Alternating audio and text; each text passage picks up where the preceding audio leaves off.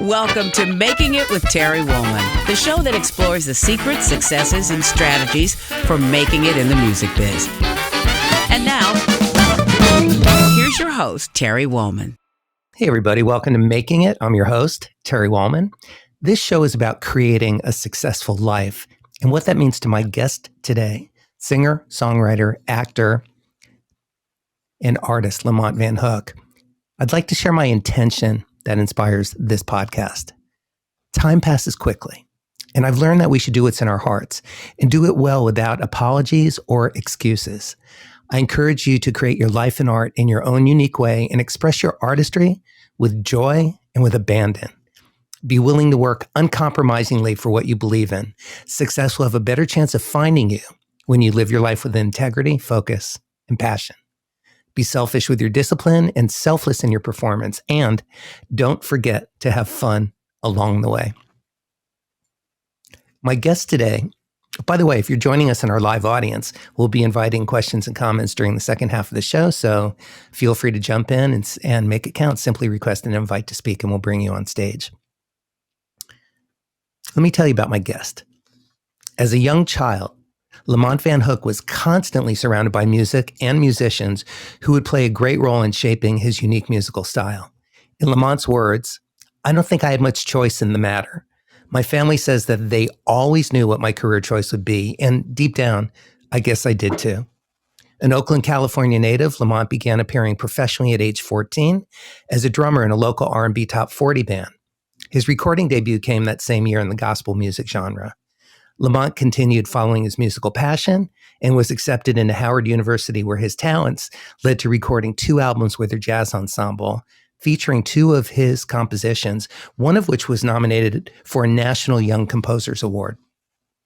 Other achievements during his tenure include performances at the John F. Kennedy Center for the Performing Arts with Patti LaBelle, Ray Charles, and Stevie Wonder, and being selected as Student of the Year in Jazz Studies. When Lamont graduated from Howard, he made his move to Los Angeles to pursue his dreams. In his own words, he says, "It's all about communication. If I can't make you feel and understand the message, then I'm not doing my job." After decades of recording and touring with Rod Stewart, Sting, Phil Collins, Diana Ross, and a who's who of artists, Lamont decided to follow his true passion and commit to his solo career as a country music artist. His new album is called My Name is Lamont Van Hook. And this artist is now ready to be received as singer, songwriter, musician, actor, and recording artist. Lamont Van Hook, welcome to Making It. Yay, thank you. I'm ready to make it. Let's make it. Let's make it. Yeah, we are doing it, brother. Yeah. So happy to see you. And I'm so appreciative that you carved out some time to do this with me. You've been very busy with getting ready for an album release concert, and the thousands of other things that we as artists do every day, all day, all night, wash, rinse, repeat. I want to start this conversation with 2 quotes. One of them is from Phil Collins, and this is about you. "Lamont has been part of my go-to team for years. He's a great team player and a great friend. The guy has music oozing from him, and I'm so proud to have him in my band and as a co-singer and a friend over so many years. I love this guy. All right?" Phil Collins. That's really nice. That's my Uncle Phil. Yeah. I love him and he loves me. Yeah. You guys have had a long working relationship and friendship. Yeah, I think I joined Phil's band, I believe, 2001. Okay. And he's taken me around the world quite a few times. Yeah. Yeah. I was in preparation for this show, and full disclosure, we are friends. We have performed together. I've been to many of your performances and am a fan of your work and of you as a person, as a human being, which is the most important part. But I was watching some of your performance videos up on your website and watching you sing with Phil and our dear friend Amy Keys, and you were slaying it. And it looked like you were having a lot of fun. You have so much swagger on stage. You have this confidence where you don't overperform. You just enjoy the moment. And it's very wonderful to be on the receiving end of that. Well, it's very wonderful to be on the giving end of that too. I grew up in church, so that call and response thing, I'm really plugged into that. Yeah. And, when you're on stage and you see people having a good time, it helps you have a good time. It sure does.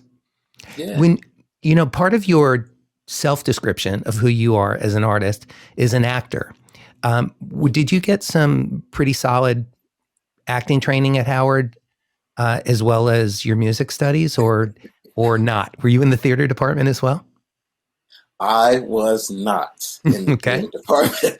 I was strictly in the music department. A horrible story, but it's funny. One of my fraternity brothers, his mother she wasn't the head of the drama department, but anyway, she was the high up in the drama department, and she asked him to ask me to audition for this production that was upcoming. And I told him I'm not an actor, and he was like, my mom wants you to audition. Come audition. So I went to audition, and I was watching the other students do their monologues, and they were incredible. And I'm like, I'm not an actor. What is about to happen?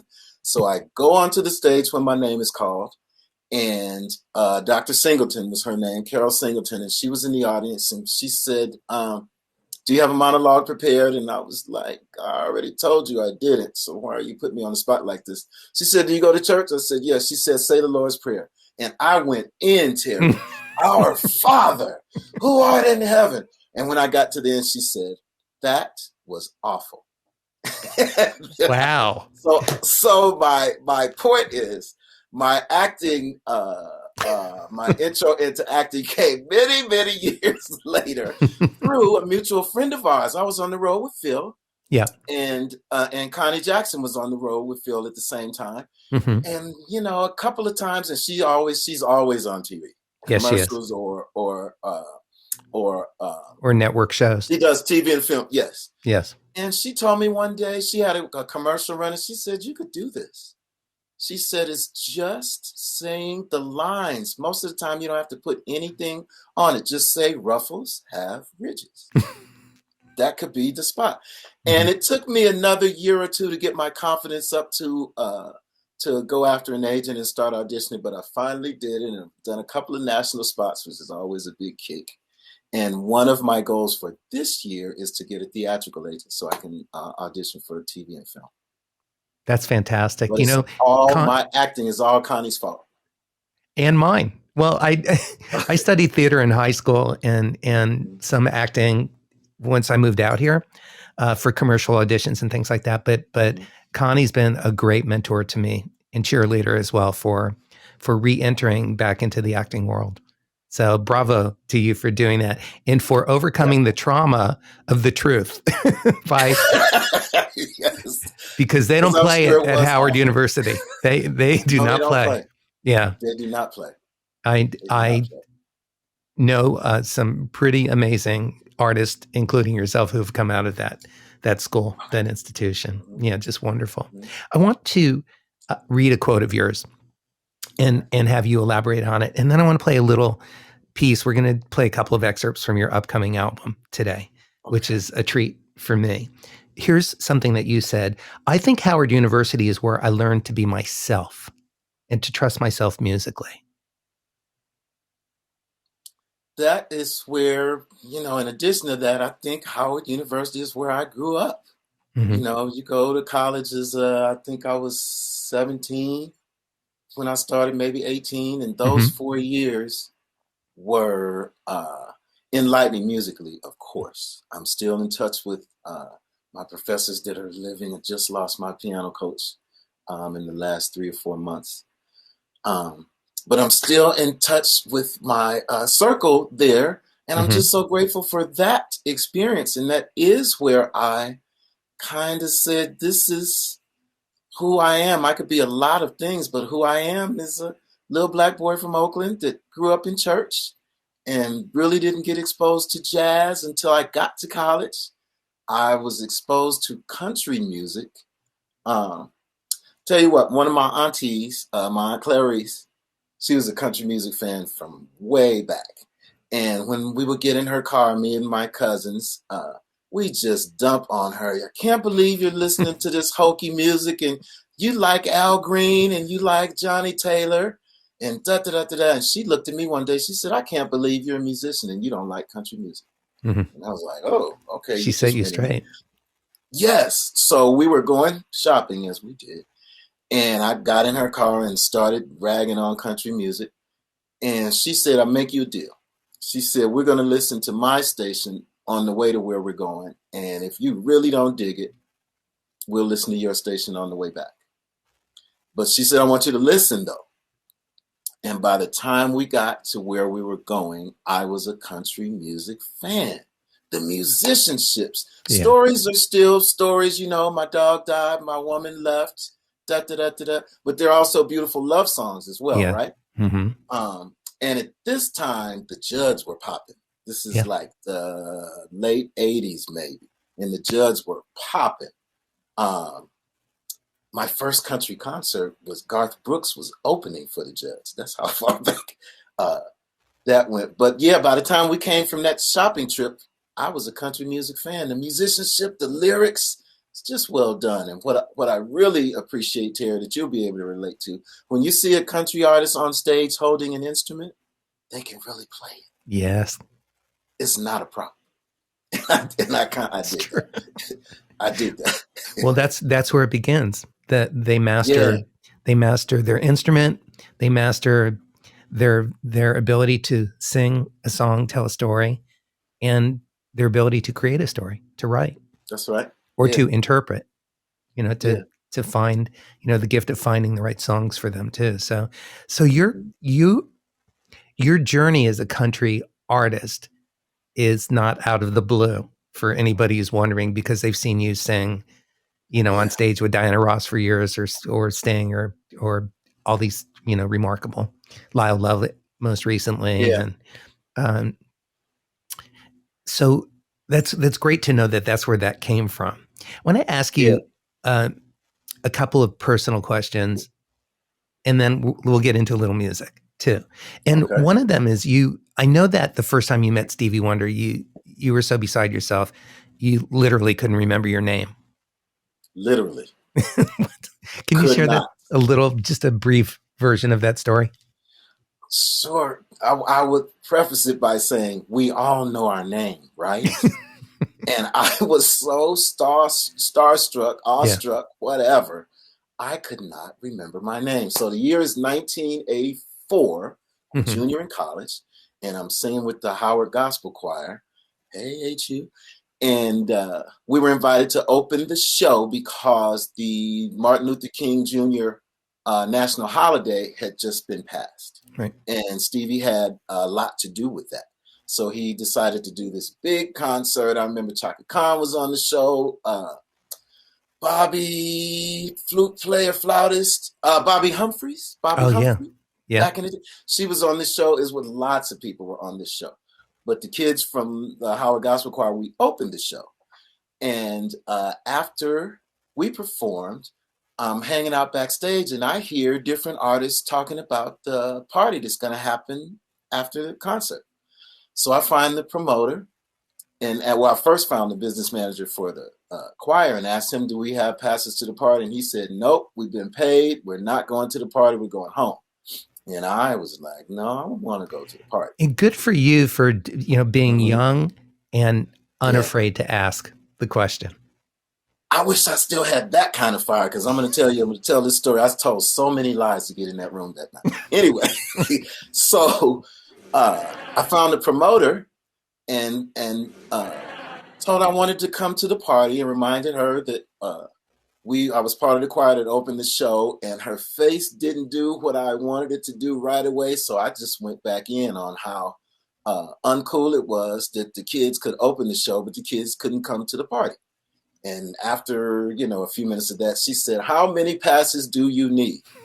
So there was me and another girl from the choir, and two of my friends were at the show. So I said, I need 4. She gave me 4 tickets. So I get in the big room with all of the people, And then there's a little room adjacent to it with Stevie and his band and his guests. So Mm-hmm. now the whole goal is to get into that room, right? Mm-hmm. So I finagled my way into that room and saw another one of our friends who was singing with Stevie at the time, Alex Brown. Mm-hmm. And so she says, she looks at me and says, "What are you doing in here?" And I said, "Don't bust me. I will leave right now. But I just wanted to be in here."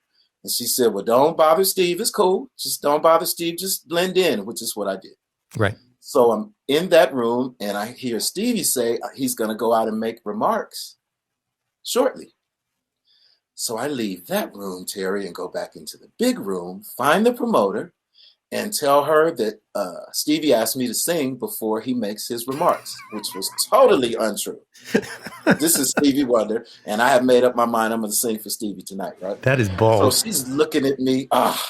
So she's looking at me like really befuddled. I said, "You did see me just come out of Stevie's room, right?"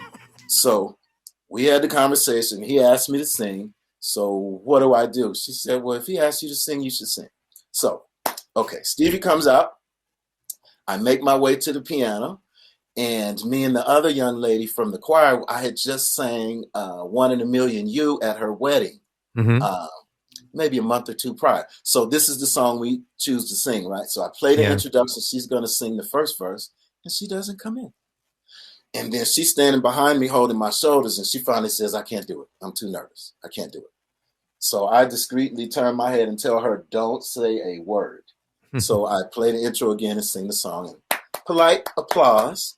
And Stevie comes over to me with his hand extended and says, "What is your name?" And I look him in the face and say, "I can't remember my name, but I know your name." And I have a picture of that exchange. Yes, and the whole place exploded. But I was embarrassed and just like having a mental moment because I could not remember my name, which I know very well. Yeah, but I figured, that was karma because I had lied so many times that evening. But it turned out to be a good evening. I've worked with Stevie since, and he says he kind of remembers that, whatever that means. But I'll never forget it because it was exhilarating and embarrassing at the same time. That's such a beautiful story, boy. That is filled with lies, but it's the truth in its complete essence. It's the truth of the life that we live, the journey. To become who we are and to get to where we are. Boy, bravo to you for being so bold to do that. Kid. That brave kid. I wish he's still in here, but I don't let him out very often. I was just going to ask, are you still that courageous and brave? I don't think so, Terry. Yeah. I wish. Yeah. I don't think so. It was just, Youth. balls to the wall. We're going to sing for Stevie Wonder or Die Trying this evening. And it worked. I got this thing. Let me play a little bit can I play a couple small samples of your album? Please do. Here's just a short version of one of 3 songs I'm going to play today. Okay. This is called Something New. Something New. People are busy talking. My boots are finally walking now from a living where my heart's been thrown away. I'm here lost and broken. Your loving words unspoken now. And now there's only one thing left to say. What I wouldn't do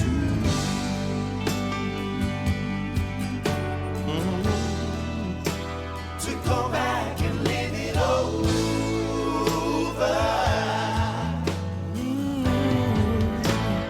without loving you.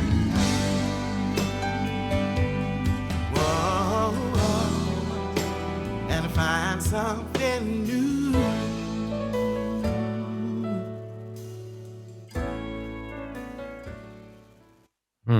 So beautiful. I can't wait for this record to come out. I know that you feel the same. Yes, I'm so proud and pleased and happy with this project. fondly say, I asked my friends to help me make this record, and they all said yes. Right. And Yeah, people we show came up. with something that I think is beautiful. Yeah. Which was It's another it's lesson for me to ask. So what is that lesson for you about asking? To ask your friends to help. Ask for help when you need it. Just ask. Right. You will be Right. surprised at the instant response. I was just Daryl Sturmer played on a live video of this actual song while we were on the road with Phil. We did a live video, and With when you and I Leland Sklar and Daryl, Lee correct? Leland, Brad Cole, Brad. and Yeah. Lee Leland, Brad Cole, and Daryl. Yeah, I saw And that. It's great. Daryl said yes before I finished asking the question. Right. Just sure. When, and that's just a beautiful thing. Everyone said yes. It's a beautiful thing. I'm really, really grateful. I'm so glad that you did that for yourself, and because I don't hear that often, and it's interesting. I'm not sure if I ever shared with you, but I did the same for my first album in 1988, my Bimini album. I asked, and everybody but one person said yes, and that one person ended up coming back, and then being on the record as well. Yeah, and it was just really. I'm still grateful. 1988, and that record. It's a real for confidence me, booster. It is, but it's also there's so much beauty that comes through in the music when you ask, and these world-class artists show up because they love you and they respect you, they enjoy your music, and they want to support you. Period. And that album for me and this album for you, your new album, will stand the test of time because all of that love and talent and joy, and that lifting of each other, that gets recorded too. I hope so. I hope it comes through. Yeah. Well, I think so. That's what I hear when I listen to it. Yeah. So let me ask you a couple of other personal questions, and then we'll talk a little bit more music and career, because, and I'm just going to give a little teaser at this question that we're going to circle back to, but I do want to talk to you about your philosophy about the time between the work, when the phone is not ringing, and you're not doing touring around the world and doing all these things. And I'm curious about that. So we're going to circle back to that in a couple minutes, but I want to ask you a few more personal things. And one of them is just a story that I know that you've given me permission to share, but we never really talked about it in a lot of detail, but I know it informed you. You were 3 years old and you had an accident that fortunately did not kill you. It was a gun accident, but it profoundly impacted your life, and I'm sure scared your family to death, whoever was around at that time. So can you share that experience? Sure, because I think it's really, sadly, it's vital to share right now because of what we're going through in our country. But gun safety has always been vital. In a nutshell, when I was 3, and my mother, she probably told me before, but within the last maybe 5 years, she told me again, this happened on Halloween, which I didn't realize at the time. But I'm 3 years old. Me and my mother in the living room. We're still living with my granddad, her dad at the time. And I'm in the chair with my mother watching a movie. And I get up to go to the bathroom, and I see my grandfather's shotgun propped in the corner like it was a broom. And it was always there. And I was always told never to touch it, but it wasn't put up. It was in the corner like a broom in the hallway between the kitchen and the bathroom.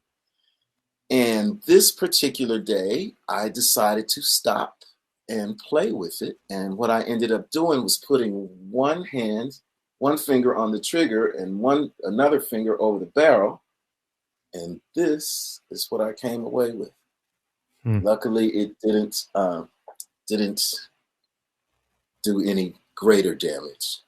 And I remember my mom freaking out. I remember going to the hospital. I was in the hospital for a couple of days. But the cool thing, if something has to come out of it, kids, man, kids see my finger or they see that I'm missing a digit on my finger. They see it right away because it's and at their eye level, right?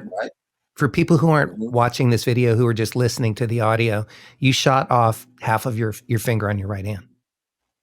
I shot off the top digit of my index finger on my right hand. Mm-hmm.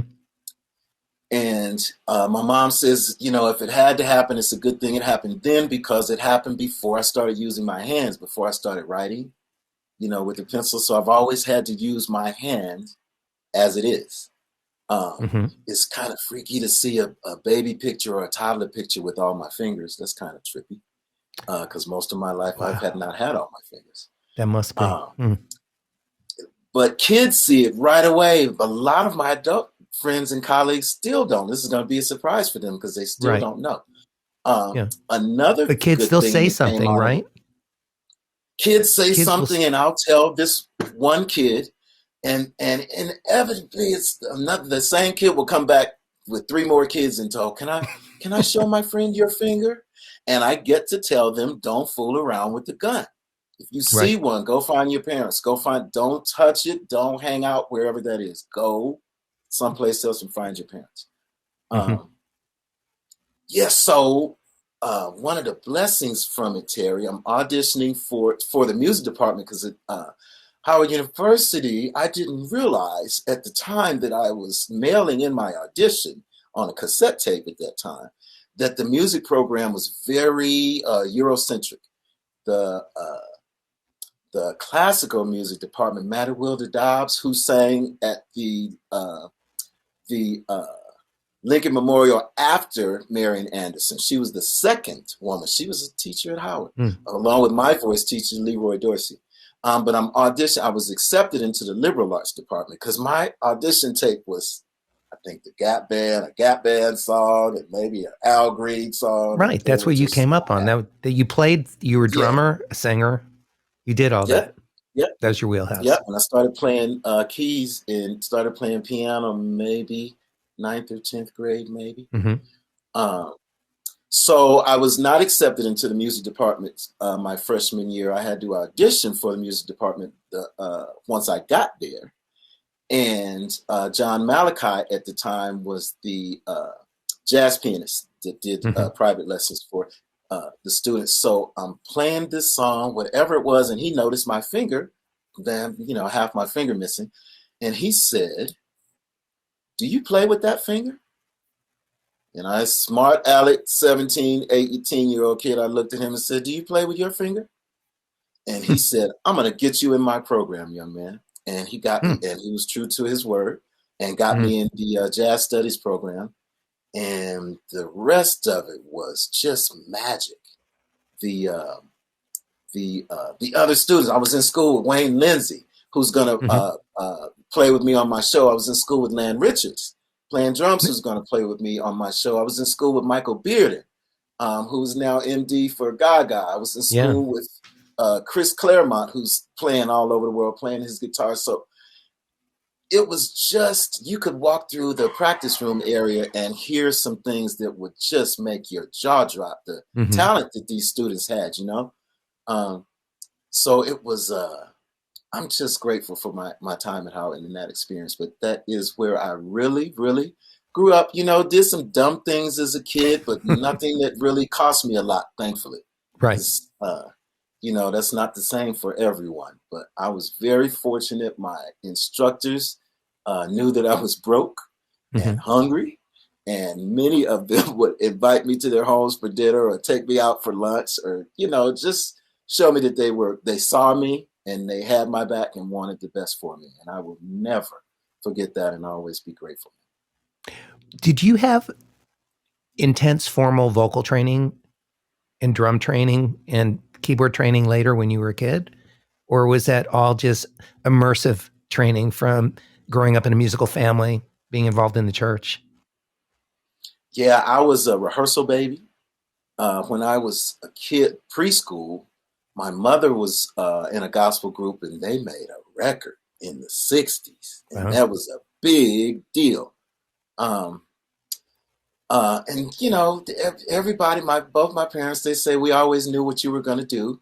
but I never had music lessons until I got to college. Couldn't read music until I got to college. I was way behind, as opposed to the other students that had been reading music since they had been reading ABCs. And what was that like vocally for you? Because you are a gifted singer. Your voice is beautiful. Mm-hmm. You have great technique and control. Did they have to pull you back and retrain you, or were there bad habits that they had to break, or did they just show you ways to become a greater artist and singer, to really understand your instrument? My voice teacher, my vocal coach, Leroy Dorsey was his name, and he was a natural bass, really, really deep voice, but the kind of deep that will make the room vibrate, make your body cavity, make it vibrate. He had that voice. He added too, because there were, sadly we've lost some, were music educators in my family. So I was always taught from them, my cousins, a bit of technique and how to support the tone and stand up and spread your feet apart. I kind of had that from my family. Another thing my family told me is to learn the song that the composer wrote. The composer wrote 4 verses. We're going to sing them all. He didn't write for you to sing verse 1 and verse 4. Learn the whole song or leave this person's song alone. And I've kind of stood true to that, especially with the hymns. Just sing the whole thing because it means something. Right. So I will say that my time at Howard, it was just another layer, and a greatly beneficial layer. With technique, the biggest change for me, Terry, was solfege, sight singing class. Yeah. I had never done it. My great-grandfather, was a professor of music. I'd never met him. He died the year before I was born. But all of his kids, and I believe there were 10 of them in my grandfather's family, all of them could reach the shape notes, right? So, and for those of you who may not know what those are, the way we read music now, all the notes are round, and they have their specific place on the staff. Shaped notes, all the notes, do, re, mi, fa, sol, la, ti, all 7 notes have a specific shape and a specific place on the staff. So if you see this triangle, you always know that's fa or whatever. I'm not sure if the triangle is fa, but I'm saying. And we would have what we call family singers back in the day, and we'd all gather at one house, and there would be 50 people in this house, and they would just go through the hymn book and sing. Man, I'm trying to tell you, I would just be in awe, not only of my biological relatives, but the husbands and wives that married in.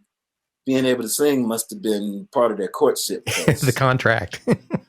Yeah, because they were laying it down too, as far as I was concerned. It was just a cool place to grow up, seeing your family make this incredible music. Both sides of my family, seeing them make this incredible music just come out of their face, or play a guitar, or play a tambourine, or play piano or organ. It was all over both sides of my family. So I really feel like I didn't have a chance to do anything else. I don't want to do anything else.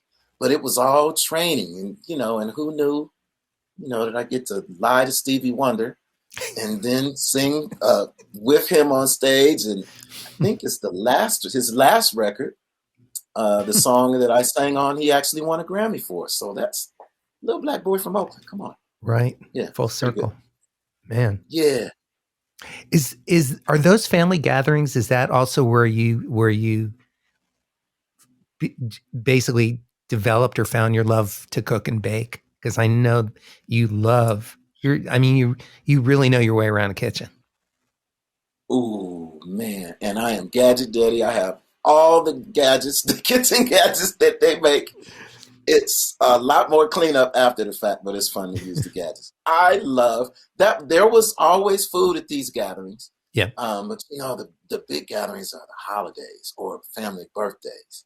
And either side of my family, the main room where we're going to eat is just full of the main course. But there's always a dessert room where all the cakes and pies and puddings and And now, I get laughed at, but I actually go to the dessert room first because everybody's trying to fix their plate with the Right. main courses. The dessert room is empty, and I can get my sugar fix, and then I'll have some turkey in a minute. But Right.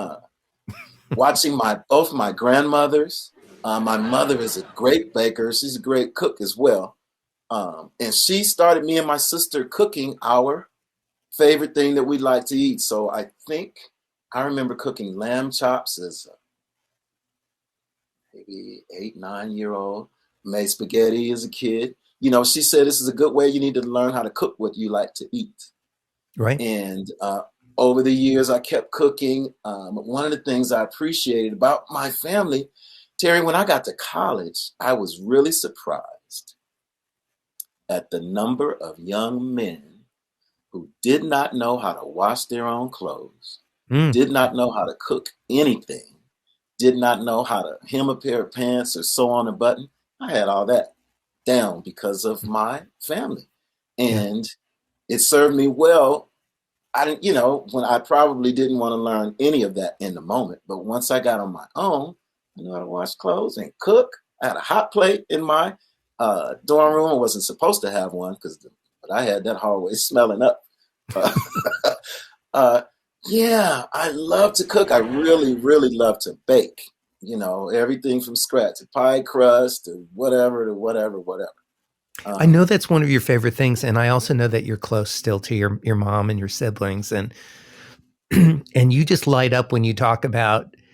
I'll check in with you about something. You go, well, I need to go because I'm cooking with my family tonight, or they're all coming over, and it brings me joy when I hear you speak about your relationship with them, because you radiate when you speak about them. You light up the room. And it's really lovely. Can I share another little piece of music of yours, and then we'll talk more music? Sure, please.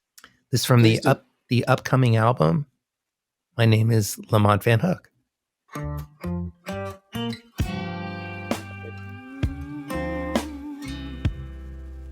Yes, sir.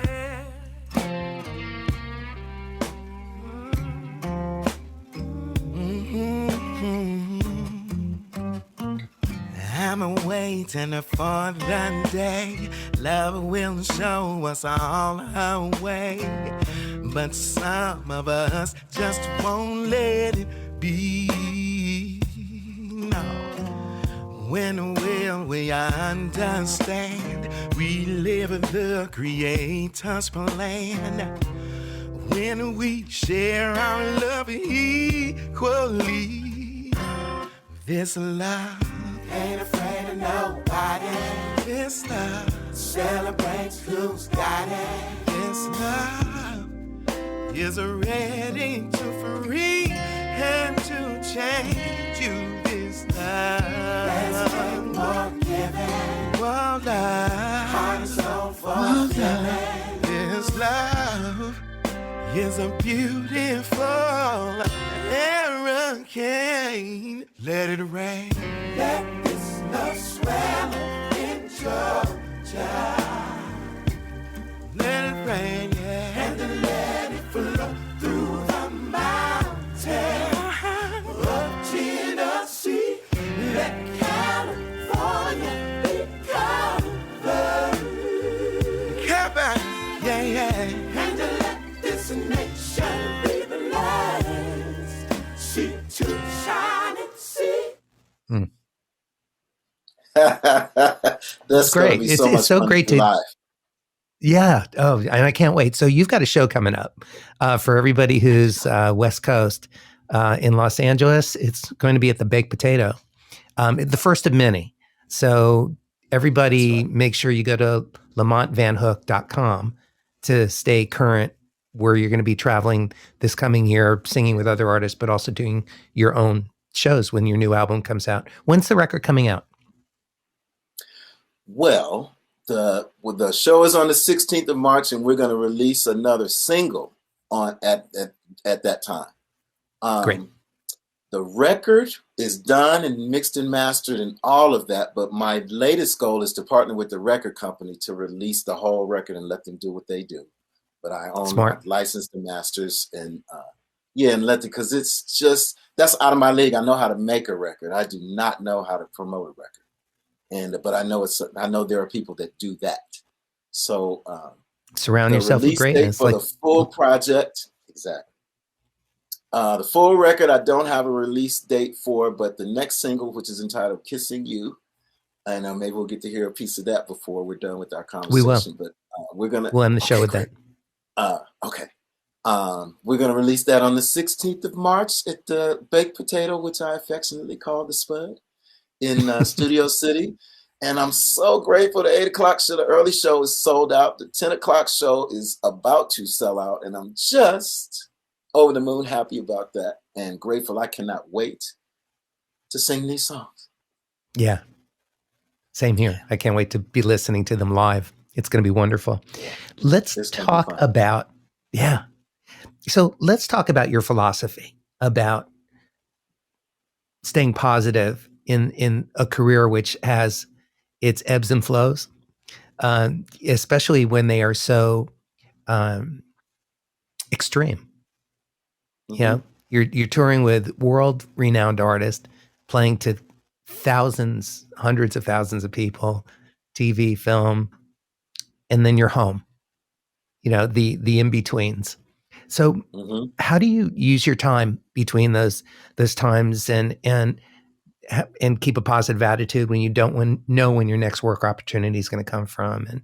And also just what's your general philosophy about this beautiful career that you have experienced, and created? Yeah. We were talking the other day, Terry, I did this thing called the Landmark Forum. Mm-hmm. And if anybody listening wants to check it out, they do it all over the world. This experience really gave me my life back. Before I did the forum, and I think I did it late 90s, early 2000s, some years ago now. But I literally used to go to bed every night and toss and turn for 3 or 4 hours before I could go to sleep. Every night for over a decade. It was just a pain to go to bed because I knew I wasn't going to go to sleep. And the Landmark Forum, I say it's like a get rid of your baggage experience in 3 days and 1 evening. It's just a freeing thing. And from that, I learned not to worry. My phone, I'm 30 plus years in this business. The phone rings. Why it rings for me, I don't know, because I know some talented people that they don't work as much as I work. I don't know. But my phone rings, so I've learned to accept it and not worry if it's going to ring. And, there's been times where I don't work for a month. That's rare, but then it gets busy again. First thing I do when I come home from a tour is I sleep. Depending on how long I've been gone. The longest I've been gone without coming home was 9 months with Rod Stewart. And he promised us all he would never do that again. I got home and my dog she recognized me. She was just really pissed off. When I walked through the front door, she looked at me and then walked away. It was kind of heartbreaking, but kind of funny. I had that experience with my dog. Yeah. You have to save your pennies while you're making them because our business is ebbs and flows. And I've learned to do that. And where did you learn that? I was curious because I know that you've been very clear about where you've learned music. Mm-hmm. Where did you learn about the business side of music? Have you had mentors along the way?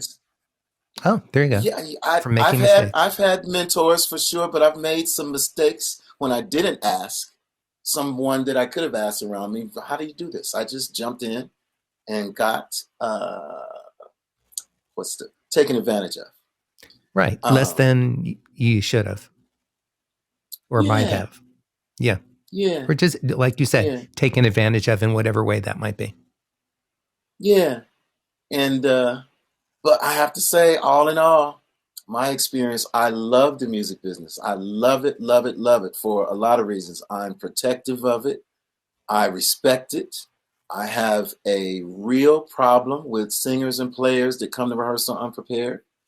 I have an even bigger problem with singers and players that come to the gig unprepared. I just don't understand. I just don't understand. Because I love it so much, and it's been so good to me. This business has, and it's about to get even gooder now that I'm singing my own songs. But I will say I love singing with a group of background singers that respect what we do.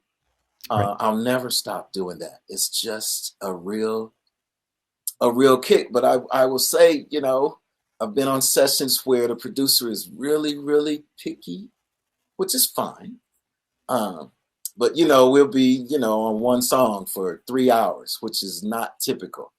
And then when you hear the record, the background vocals are so far back. You're like, what? We spent so much time, you cannot hear any of the intricacy that we put on this record. But, it's not my record. So now that it's my record, one of the things that I told the recording engineers and the mix engineers is let the singers sing. I want them right under the lead vocal. I don't want you to have to strain to hear what's going on with the BGVs. I want you to hear them. Let them sing. So for my project, when you all get to hear it, you're going to hear the singers singing and the players playing. Sure. And my point was that most of the background sessions for my record, 20, 30 minutes per song, and we're done. I was very clear, and I had scratch vocals so the singers could come in and listen, and then we're going to tweak it and do this, and we were done so quickly because, this, Terry, you hire the players and singers and let them do what they do, let them bring what they bring. But you call them because they bring the goodies, right? Right. And it's everything, right? And and trust. Lori Perry. Respect, trust. That. Yes, that. Lori Perry sings the only duet with, I take that back because my Uncle Clarence is on this record too. But Lori, I wrote this song that I think is going to be like a good wedding song. It's called Spend My Life Loving You. And I wanted an established country artist to sing the duet with me for obvious reasons. That'll help me get in the country door. But I asked Lori to come sing the demo for me. And she did. And she came here to my little tracking room. And I kid you not, we were done with her lead vocal probably 20, 25 minutes, right? And then, I cooked and we hung out and laughed and cut up a little bit. And I sent the tune around to some people. I got turned down by some of my favorite singers, which is totally cool. And I finally had to go back to Lori and say, you know what? I wanted this song. I wanted somebody else to sing this song, but I'm not going to get a better performance. So can I use your vocal that we all thought was a demo? And she said, well, let me come and listen to it. And that's a great answer, by the way. I mixed it. Yes. Let me come and listen to it again because I was in demo and she had a cold at the time. Her nose was runny and she was congested. And, it's just beautiful. It's Lori Perry. And she came and listened to it. She said, oh, I hear it now. This is a good song. Yeah. This is a good song. And Lori Perry let me use that vocal. Wow, that's so fantastic. For people who don't know, and most of you do, Lori's a magnificent singer who comes from a family of singers, the Perry sisters. Each and every one of them are just wonderful people, and fabulous. They are so great together. Yeah, and on their own as well. I want to invite a couple of people in the live audience to get up and ask questions or make comments. I think there's even a few people in the audience who have performed with you. But I want to, just for context, I want to give a few more of your credits, and I'm going to read them quickly and not all of them. But you have recorded with Rod Stewart, Kenny Loggins, Stevie Wonder, Phil Collins. I need to inhale this a lot. Patti LaBelle, Patty Austin, Aaron Neville, Michael Bublé, John Fogerty, Lou Rawls, Lyle Lovett, Melissa Etheridge, Queen Latifah. We could do an hour on any of those experiences. As far as performance credits, Sting, Rod Stewart, Phil Collins, Elton John, Quincy Jones, Tina Turner, Patti LaBelle, Stevie Wonder, India Arie, excuse me, James Taylor, Anita Baker, Madonna, Annie Lennox, Dave Brubeck, Diana Ross, Winona, The Judds, Travis Tritt, Clint Black, Pam Tillis, George Strait, Blake Shelton, George Duke. We'd be here all day with these.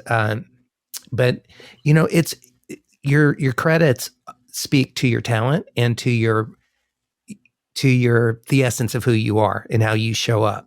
Like you said, you come ready. You're locked and loaded to sing always. I've worked with you. I've watched you work with other people, and so your work integrity is at the highest level, and your sense of gratitude and joy and fun. Like it's fun. You make it fun. It's not that all serious. Yeah. Because you show up ready, and able and willing, to get it right. Mm-hmm. So, would anybody like to join the conversation before I get to my next question? If so, just request an invite to speak, and I'll bring you up on stage for a minute. Now I'm nervous. Who is this going to be? Here we go. Don't be. Hi, Chris. Welcome to the show. Chris, welcome to the show. How are you? Oh, very good. Thank you so much. What a great show, Terry, as always. And thank you. Such a pleasure to meet you, Lamont Van Hook. I'm in San Francisco. My first question is, Oakland. Yeah. My first question is, are you ever back in the Bay Area? Yeah, because my mama still lives there. Yes. I have to come see my mama. My mom lives in Hayward, but I still have family all around the Bay. My brother lives north of Sacramento. One of my sisters lives in Richmond. One of my sisters lives in Emeryville. I got family all over, and it's my goal, Chris, to do some shows in the Bay very soon. Well, fantastic. I'll be following you on Instagram and hopefully catch a show when you get up here. And if you do come to the area, let me know, please, if you have time. My wife and I will be happy to treat you to lunch in San Francisco, or even meet you over at, let's see, what's my favorite rib place over there? Oh, my goodness. There's so many good ones to choose from. Everett and Jones. Yes, Everett and Jones. Oh, my gosh. Casey's in Berkeley. Yes. There was another one that I can't, but Everett and Jones is my spot, right on San Pablo and University. Yes. Right on the corner. It's worth, Terry, it's worth the trip up here, Terry, to come to the Everett and Jones. Well, I'm going to need to join you. Yeah, thank you so much. I'm going to go back to the homemade banana bread and the fruit smoothies. You've inspired me. Thank you. Thanks for joining us, Chris. Appreciate you jumping up. Let's play another song, and then we'll talk for a few more minutes. Here we go.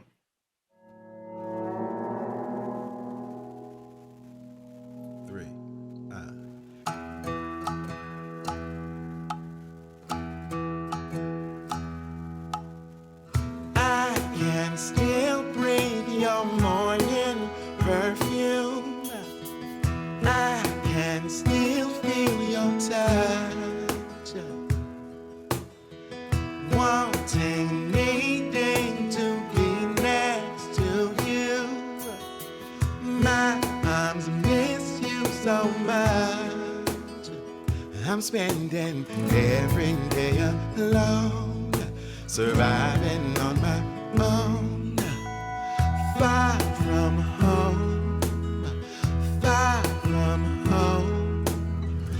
my defenses and my good senses are slowly falling.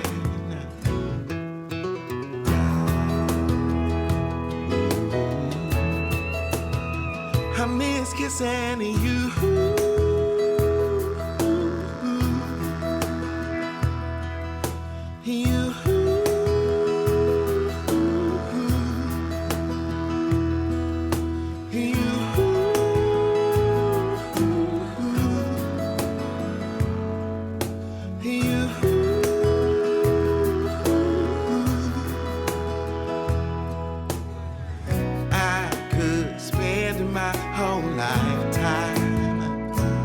Kissing you.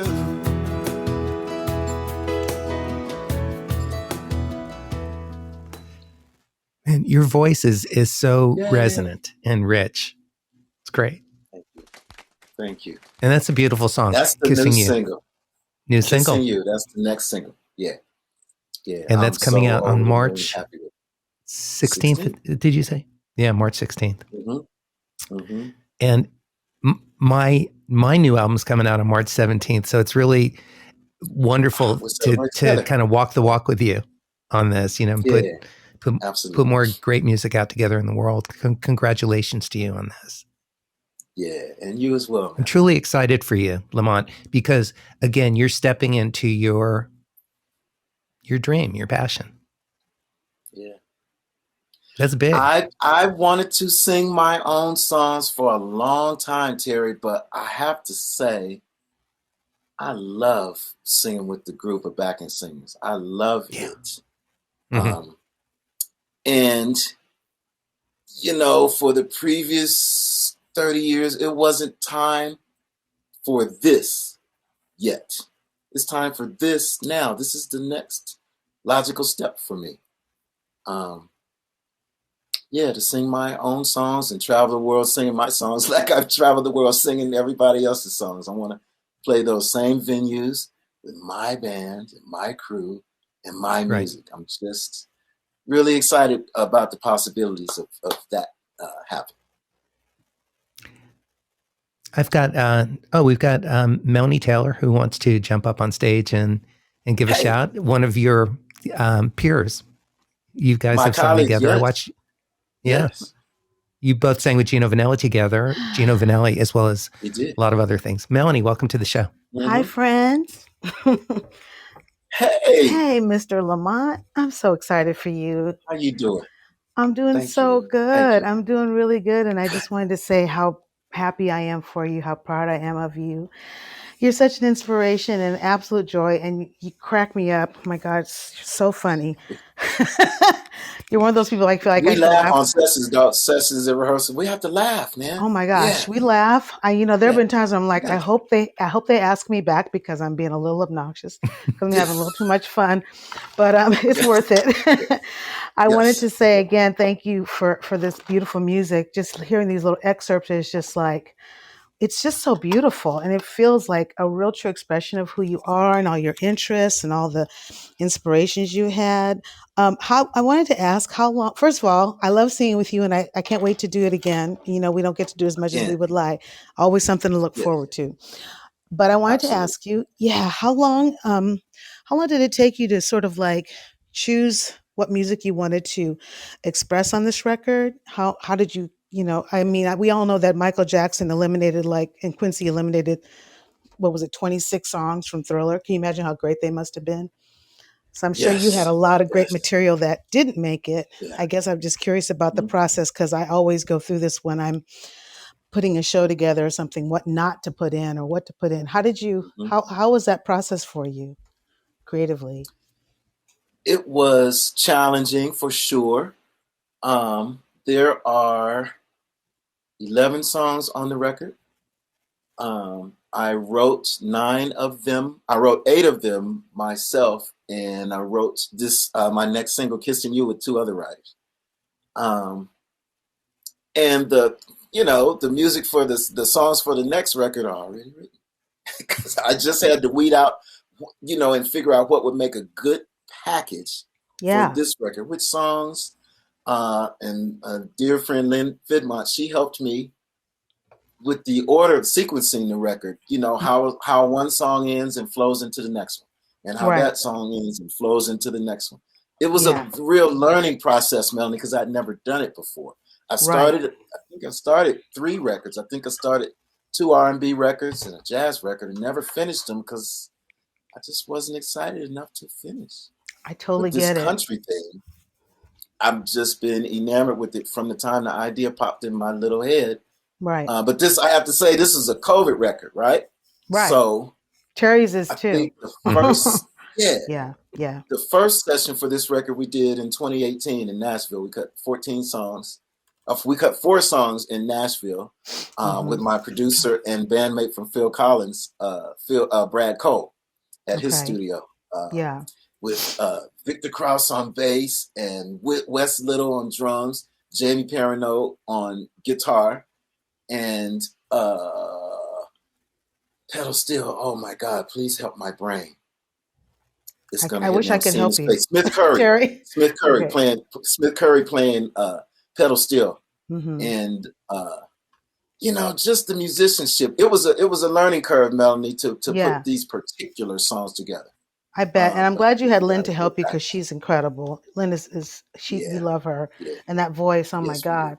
But I Yes, think a we do. lot of it is like listening to a record, at least back when we were coming up, or I'll speak for myself when I was coming up.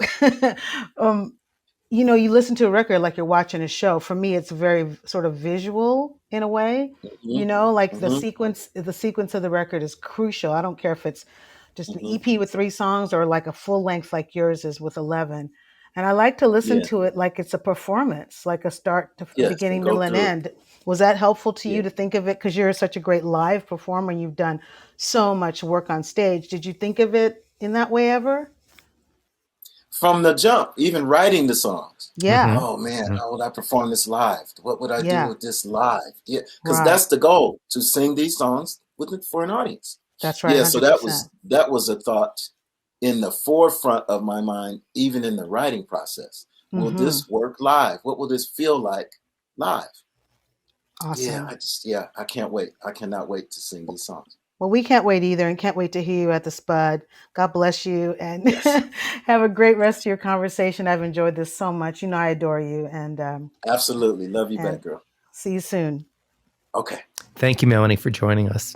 Yeah, that's cool. Yeah, you guys always sound great together. Also, that's really a treat. And I have to say, I know I said this privately. I'll say it publicly. It was such a treat for me to actually get to sing with the two of you when we all shared the stage not that long ago. The Christmas show. It was it was really fun. So thanks for I know it was my show, but thanks for inviting me to sing with you too. It was just magnificent. That before I get to my closing, still beautiful for me. Oh, thank you. Yes, we'll bring it back again next Christmas. Yeah, good. Let's just put it in your book.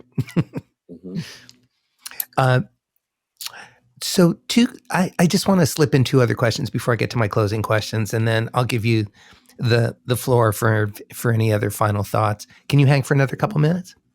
Absolutely. Great. Man. Great. Where do you find your inspiration? And more importantly, what inspires you in art and in life? And I'm also curious, what has changed about your perspective in life as you've gotten older? So let's start with inspiration. Inspiration comes from everywhere, man. I'm telling you, for me, this landmark forum thing and the rest of their curriculum for living, they call it, really changed my life, man. I can burst into tears at a stoplight. This happened like 6 months ago. I just burst into tears at a stoplight because I realized I'm just happy today. In this moment, I'm just so happy and grateful that I'm about to pop. And just, it comes from everywhere. It comes from everywhere. And not always good things. I have a great breakup song called Bitter that I'm going to perform on this show. So, it comes from life experience, but the happy times are the best. I heard Leon Ware was another icon in my life, just a great songwriter and performer. Someone was asking him, how his inspiration, where his inspiration comes from, and does he ever have writer's block? And he was like, no. I don't believe in writer's block. My writing comes from a never-ending fountain pen, never ending. And I was like, mine too. I'm not going to speak into writer's block. There's still some songs that I started years ago that I still haven't finished. That being said, it's not the time for those songs now. But I have to say, true. When I make up my mind to write a song, I can usually get to the finish line. Not always, but usually. And I'm just so grateful to write my own song, to be able to express one of my ideas. It's a pretty cool thing. And the best of writers who I've collaborated with over the years or whose interviews I've read have taken sometimes 20 years to write a song. Happen. You journal, you keep your musical, your melodies, your song titles, your lyrics, your life experiences. your life experiences, and then sometimes it's the day for that song to be written. Exactly. Yeah. I'm constantly singing into my phone or putting lyrics or song titles into my phone.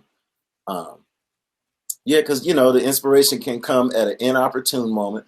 This you played an excerpt of a song called "Sea to Shining Sea" a few tracks back, and I wrote that song. I was on a camping trip, and the idea had been brewing just in the back of my mind for a couple of days. But when I sat down to write it, it was one of those songs that was done in less than an hour. Melody, lyrics, the whole thing was done in less than. I had to keep up. The writing the lyrics, it was coming so fast. Those are the most fun. Then there are songs that you have to work for, to get the story tight, get the melody tight, and to express this cohesive idea. Sometimes, I can work on a song for weeks or months. And like I said, I have some songs that after many years are still not finished. So yeah, like I said, I'll go back to them when the time is right. So thanks for answering that. And let's talk about perspective changing with age and wisdom and life experience under your belt. How do you look at life differently now? Or what have you learned? What I'm learning now, Terry, is that I'm not one of the young kids anymore. I did a session for a movie that's coming out that I'm not supposed to say what it is, but it's going to be a popular movie. And the last session we did, I was one of the oldest singers in the room. Not used to that. But these young people were singing so beautifully that I feel like our industry is in very capable hands. As I mentioned before, I'm learning not to worry. And I'm learning that I am enough. Why not me doing country? I'm a little black boy from Oakland. I love country music. Why can't I sing country music? Why shouldn't I sing country music? I should. So I'm doing it. I'm not asking, not apologetic. I'm doing the music that I love in this moment. For my first project to introduce myself to the world, I am so happy to present a country record. My version of a country record. This soulful thing. It's me. It's churchy, it's country, it's soulful, it's what it is. And I hope everybody gets it's you. It's authentically, truly you in every way. Yeah, absolutely. Can I talk quickly about some of the players and singers on this? Absolutely. Absolutely. Go ahead. I mentioned the group in Nashville, and we talked about Lori, but Lori's sister Carolyn Perry is on this record as well, as are the three singers who are going to accompany me on my show, Lynn Fidmont, Fred White, and Val Pinkston. Lan Richards playing drums is all over my record. James Harrell on guitar is on my record. Dean Parks is going to play on the show. He's not on the record, this record. He'll be on the next one, though. Who else is in this? Keys, guitar. Jerry Watts Jr. is all over my record. Just my friends, man. My friends that really, really. Eric Zobler recorded and mixed most of the record. Brad Cole recorded some of the record. Rob Burrell in Nashville mixed some of the record. Mick Guzowski mixed some of the record. I'm just blessed beyond blessed that we did this during COVID. So I was sending tracks. Mark McGrath is on the new, not Mark McGrath, that's, I'm seeing him from his group. Pat McGrath from Nashville is playing guitar on my record. Just my friends that I all asked and they all said yes. And I think we created some magic even though we weren't in the same room together. That's what's really special about these records that are coming out now. The ones that we did, I had the same experience, this shared experience with collaborators from around the globe, not just New York and Nashville. And I don't mean just, but New York, Nashville, but also Europe, India, everywhere. And there's so much heart coming through in the music that was done remotely and virtually because we needed to stay connected and to stay creative. And Yeah. And it was a challenge to find it, to create it, to get to just get it going. And of course the technology and everything, but just to pick ourselves up and figure out how to do it with each other. And it's magnificent. It comes through in your songs. I hear it in the songs that I was able to record with these incredible artists and collaborators. And it's an exciting time for music to be released that was done virtually. Mm-hmm. It's incredible. It's really incredible. It's incredible. There's so much magic and passion and heart and we all put our foot in it. The ones who did it. Mm-hmm. Mm-hmm. Because we meant it. We meant it. And we had to be cool with not being in the room. And right, we had to work for it. I'm gonna send you this track, Terry, and I'm gonna trust that I'm gonna get what I need. Right. You send me back a take, we can tweak it and send me another take, and we're done. That's right. We're done. Where like Melanie was saying, if we're all in the same room, there's gonna be some laughter, there's gonna be some fun. Besides the making music fun, there's gonna be some other fun doing your records remote. I would send the guitarist the track and just wait. Right. And just wait. Wait for a phone call or a text. Did you mean this chord? Did you mean this change? Or does this feel, I'm not quite done with the take, but this is the direction I'm going in. Let me let you listen to this and see if this is cool.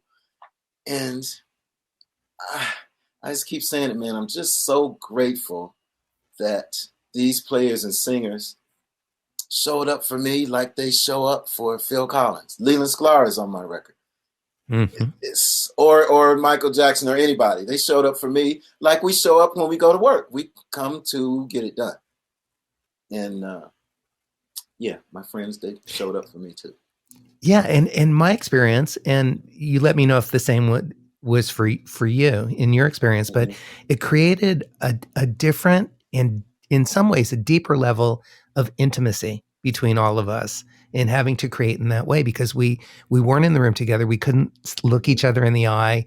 We couldn't curve together when, in the moment when somebody does something and you respond musically. So we had to really listen in a different way. And we really needed to speak with each other in a different way, communicate. Yeah. Yeah. And that comes through in a really beautiful way also. Mm-hmm. It was a lot. COVID was a lot of things. And COVID was a lot of awful things. But there was some good that came out of COVID, of the community experience. There was some good that came out of that. But whatever anybody believes, COVID is still going around. Absolutely not as severe as it was 2 years ago, thankfully. No, but we still have friends getting sick. Every week we hear of somebody else because we're out there working again. And everybody is. Yeah. And we've lost so many brilliant musicians to COVID. It's just nasty. It's just nasty. Yeah. And beautiful people as well. Over 1 million people in this country. That is just awful. That's awful. But the sense of community, the sense of purpose, those are the two of the things that I took away from the COVID experience. Thankfully, because there's some people, that are still not being social in person anymore. And I'm not sure that that's unwise. It's, if you have any issues, if you just don't want to be around people, it's cool. I just want, if you're not being physically around people, my prayer is that you are surrounding yourself with people in some fashion, being social in some fashion, because we need that. We're social beings. We need connection somehow. And I hope people are finding that. Right. And in whatever way feels safe and mindful to them. Exactly. Absolutely. I second that. Exactly. Yeah. My 3 closing questions that I want to ask you, and then again, you can have any closing thoughts. Since this show's called Making It, what does making it mean to you, both personally and professionally? Professionally, man, I feel like I've already won here. I feel like I have made it. I came to LA knowing a few players and singers, but not really knowing anybody that could plug me right in. And it was a bit of a struggle. You know, I worked at the outset, but not enough to really support myself. But it's been a beautiful ride from a little black boy from Oakland. It's been a great ride professionally. Personally, you know, I have to keep going back. The worry is kind of gone. I'm a winner. I'm still here doing what I love to do, doing it the way I love to do it. I have made it, man. This is the way I feel. This solo career is just the next logical step. Mm-hmm. And I made this record hoping that millions and millions of people will hear it. And I'm still hoping for that. But what I really wanted that was tangible for me is I wanted the players and singers and engineers that helped me make the record to like the record and to see the work and care that went into making this record. Some of the guys that have played on the record that are also going to play on the show, they never heard the final mix of the songs they played on. So now, you know, to get them listening in prep for our rehearsals and for them to call or text and say, oh man, this record, you did a good record. I made it. I have made it. I'm good. Mm-hmm. Good. I stand with them. You did make a great record. It's beautiful. It's thoughtful. It's got depth and authenticity and a lot of heart and soul and funk and grease and, you know, it's got it all. Right. It's got it all for me. That's right. I worked hard, man. This record, from first recording session to the last one, it's nearly 5 years. I don't think I'll ever take that long to make a, you know, everybody says your first record is going to take forever. But COVID didn't help. That was exacerbated by COVID. But it was on this one, it took a lot of time. It took a lot of time. However, it took what it needed. It took what it needed. Yes. Yeah. Yes. It's not a complaint, just an observation, but it took quite some time. Yeah. Yeah. Can you share 3 tips for success that have driven your career? Do your homework, be on time, and be fabulous. Be all of it. But do your homework and be on time. Then you can be fabulous. Then you can be fabulous at your job. You can be fabulous. Yeah. My final question for you is, told me that. To he be did? on time. Before I left for college, he called it being timely. He said, son, if you can learn to be timely, you'll go a long way. I'll never forget. To be timely. Wow. Yeah. Yeah. Don't be late. Don't have people looking for you. Just, you know, and when the kids ask me, how do I, you know, get the tours and stuff and do some of the things you've done, you know, I tell them you got to be fun. You're going to be on the road. You're going to be in a bus. It's a little time capsule, sardine box. You're going to be on a bus. You're going to be on a plane. The artists and the other people in the band and crew, they got to be cool with having you around. You can't be the drama one. That's not, you might get this gig, but you won't get the next one because that word spreads around fast. But so I'll say 4, do your homework, be on time, be fabulous, and just forgot the last thing I said because I'm still a little nervous. Terry. Be cool. Thank you for taking care of me. I'm having fun. Be fun. Be fun to be around. Yeah. Yeah. My final question, Lamont, is at this point of your life with everything that you know to be true, what would you tell your young 3-year-old self? This is going to be fun. This is going to be so much fun. Yeah, man. I was listening to your interview with Leland Sklar. Same thing. This is fun, man. I've had other jobs, and I've had some other jobs that I really enjoyed. I was an office manager at the YMCA where I lived in Albany, Chris, if you're still watching. I love details. So just having all the kids enrolled in their classes and the paperwork in the right place, I loved it. I always knew that was not my goal calling. To be in that particular, not my calling to be in that particular job, but you bring your skill set to whatever situation you're in. Yeah, And I you would bring your tell A my game young to it. self. Well, you should. Why wouldn't you? Right. Especially if you feel like this is your calling, then do it with your chest poked out and to the best of your ability. Yeah, just go for it. Mm-hmm. But I would tell my 3-year-old self, in spite of the ups and downs that life brings to us all, your ride is going to be exceptional. Mm. Yeah, it's been really good. I encourage everybody to go get the new record when it comes out. But in the meantime, stream the single, stream both of our singles, and subscribe to Spotify pages. You can find everything you need to know about Lamont at lamontvanhook.com.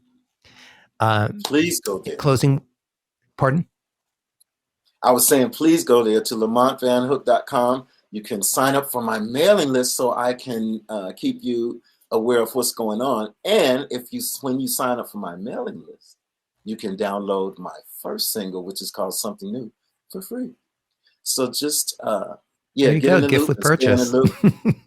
Yes, okay. And because there's some cool things coming up that I can't talk about right now, but some cool things coming up with the music here in LA and other places. And I'm just just grateful. And thanks again for taking care of me, Terry. I'm fine. I'm still a little nervous just because that's just how I roll sometimes.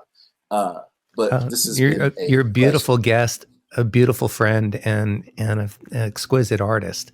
So it's really fun to share your story today on this show. Anything you want to close with? Just love. Just be kind. Just be kind to each other. Mm-hmm. Smile at somebody you don't normally smile at. Say hello to someone you wouldn't normally say hello to. Just see how good it makes you feel. There you go. On that note, we appreciate you, Lamont, and I appreciate you spending the hour plus with us today. I encourage you to stay safe and stay inspired. And we will see you next week. Lamont, you're the best. Thanks, brother. Thank you, Terry. Tune in again next week for another great episode of Making It with Terry Wollman.